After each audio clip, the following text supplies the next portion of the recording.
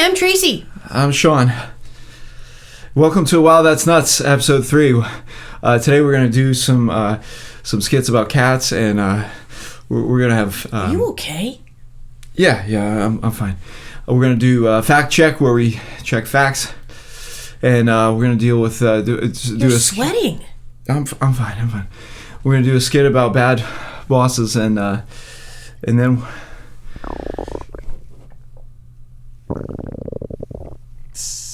When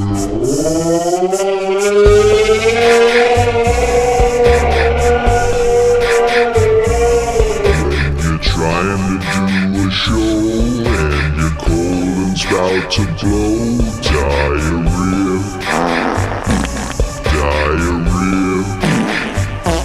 When you're running for the ball, 'cause you've lost all bowel control, diarrhea.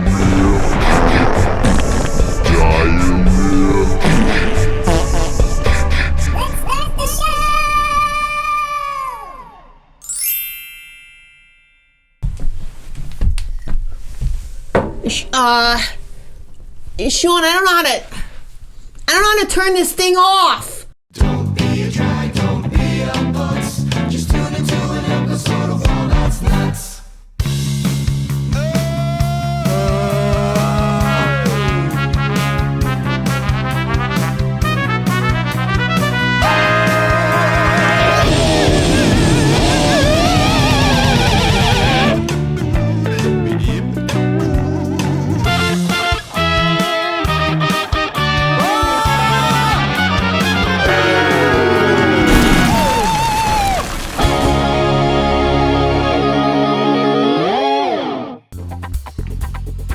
Thanks for babysitting. I'll be back in a few hours. All right. No, leave it on! I want to leave it on! Why you don't leave it on? I was watching you! I wasn't watching it! No! You're crapping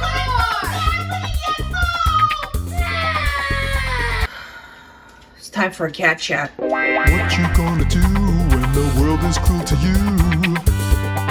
Talk to your cat chat. What's he gonna say? Will he take your blues away? Talk to your cat chat. Hey, bud, it's your turn to clean the bathroom. Okay, Dad, no problem! It's time for a cat chat. Who is the friend standing with you till the end? I'm talking about your cat chat. Who is the kitty who will put up with you? Shut your mouth. It's your cat chat. I gave you guys enough time to prepare for this, and that's exactly why we had to meet today under these circumstances. Sean, are you paying attention? I don't think you're actually listening to what we're discussing here. We need your... It's time for a cat chat. When you're feeling down, he will always be around. Say hello to your cat chat. When you've got diarrhea, he will whisper in your ear. Alright, this is getting weird. What the hell are we talking about? Cat chat.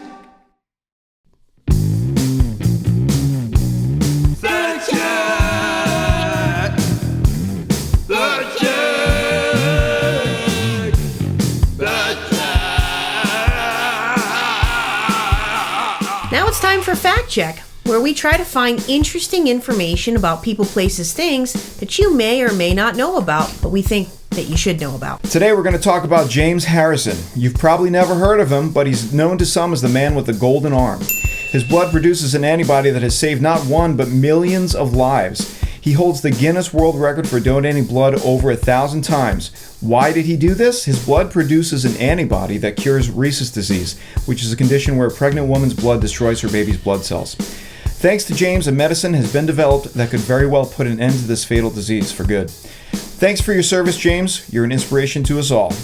Did you even know that a woman's blood could destroy her own baby's blood cells? See, you learn something new every day, guys. Never knew that could even happen. Thanks, James.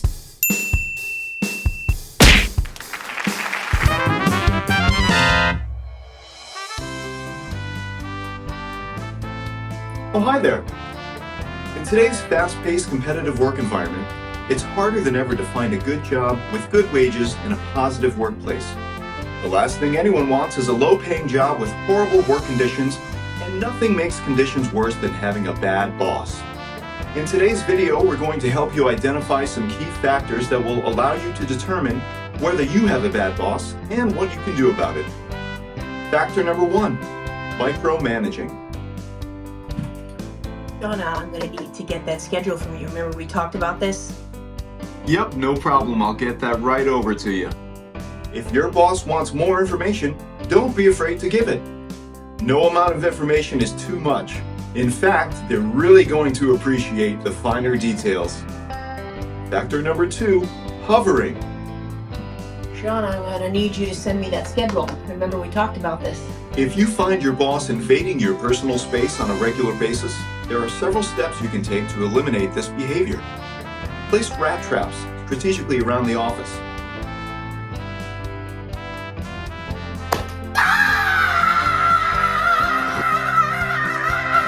After all, that's what pest control is. It's controlling the pest. If that doesn't work, place a cat in the office. Most people forget that cats are predators. Your boss will no longer be the alpha with this predator on the loose.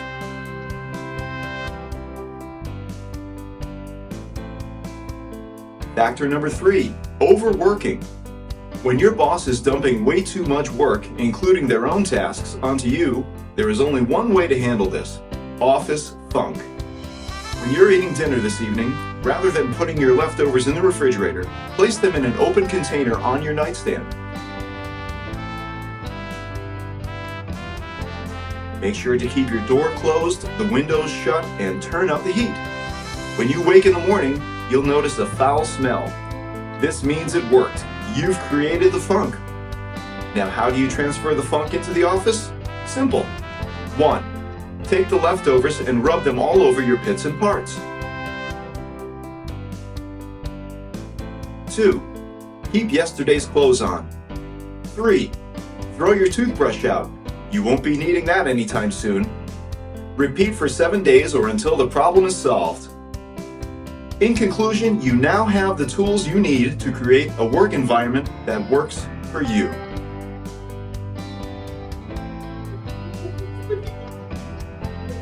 Want to play guitar? I know you do.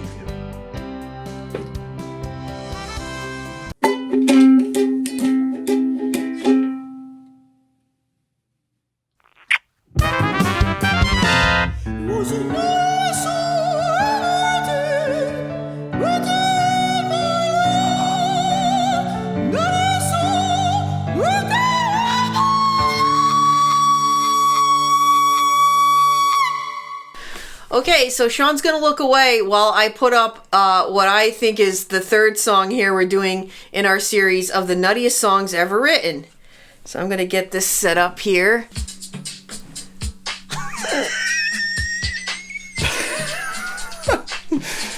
Yep. Definitely a nutty song. All I think of when I hear this is Beverly Hills Cop. Remember Eddie Murphy's face? Eddie Murphy in Beverly Hills Cop just sitting here like, we were kids and we would watch this movie over and over and over when we were kids and we thought he was the funniest thing ever. Do you know who this is? Yeah, it's Vanity 6, the band that Prince put together. Yeah. Right? So Prince put this together, right? Because this is by the way, this is from songfacts.com. He put this band together, this group together to showcase his girlfriend, Denise Matthews. This is the funniest part, right? He wanted to name her Vagina and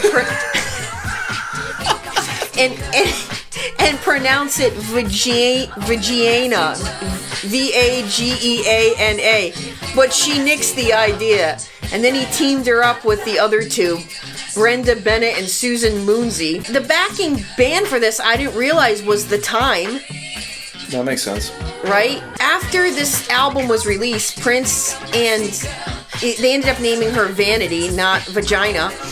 And they had a full... I don't think you're pronouncing that right. If it's Vageana, it's Vagiana or something. Yeah. Something like that. Vagiana, yeah. But But it says that he wanted to name her Vagina, so he wanted to spell it different. Anyways, Prince and Vagina had a falling out, and then he replaced her with Apollonia. But this is the funniest part too. Vanity eventually became a born-again Christian, and she renounced the highly sexual nature of her early work. And I forgot that she died 2 months before Prince.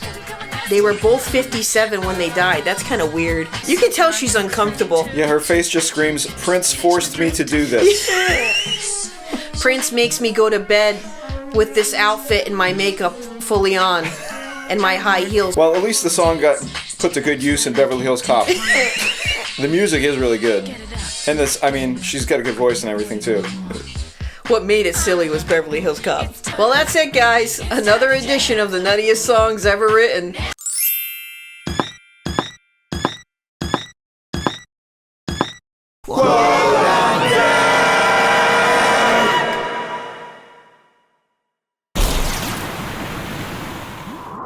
Okay, Barbara, check the microphone. Ooh. If pee is number 1 and poop is number 2, why can't one be number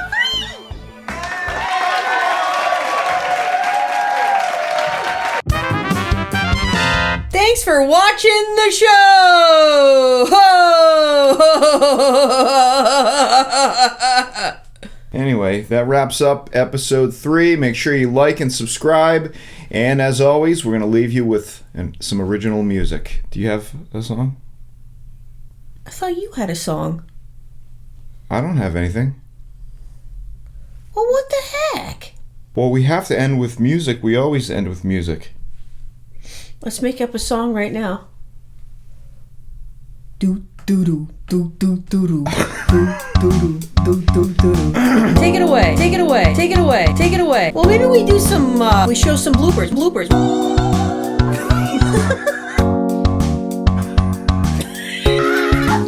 This isn't working. Did you guys like that? To see some of the ways and how we made the show. Some of the ways and how we made the show. How we do, you know, how we do things. Yeah, why not?